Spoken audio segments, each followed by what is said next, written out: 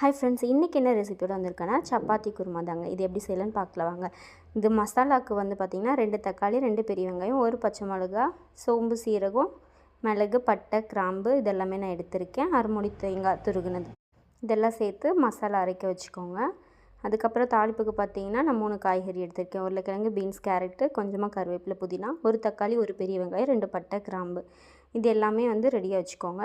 எண்ணெய் ஊற்றிட்டு பட்டை, கிராம்பு, சோம்பு இதெல்லாமே ஆட் பண்ணிவிட்டு பெரிய வெங்காயம் அரிஞ்சு வச்சது, பச்சை மிளகா, அரை டீஸ்பூன் இஞ்சி பூண்டு விழுது இது எல்லாமே நல்லா வதக்கி எடுத்துக்கோங்க. தென் தக்காளியும் போட்டு நல்லா வதங்கினதுக்கப்புறம் காய்கறி எல்லாமே ஆட் பண்ணிவிட்டு காரம், உப்பு, காரம் போட்டுக்கணும்.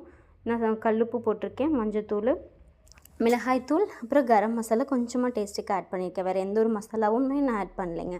இப்போ அரைச்சி வச்ச ஃபைன் பேஸ்ட் இதில் ஆட் பண்ணிவிட்டு தேவையான அளவுக்கு தண்ணி ஊற்றிக்கிட்டிங்கன்னா போதுங்க. குழம்பு மாதிரி வேணுன்னா தண்ணி கொஞ்சம் எக்ஸஸாக ஊற்றிக்கலாம். கொஞ்சம் கம்மியாக ஊற்றிக்கிட்டிங்கன்னா உங்களுக்கு திக்கான பேஸ்ட்டாக வரும்போது ஒரு கிரேவி பதத்துக்கு வந்துடும். ஸோ சப்பாத்திக்கு ரொம்பவே டேஸ்ட்டாக இருக்கும். நீங்கள் டிஃபன் ஐட்டம் எல்லாத்துக்குமே வச்சுக்கலாம்.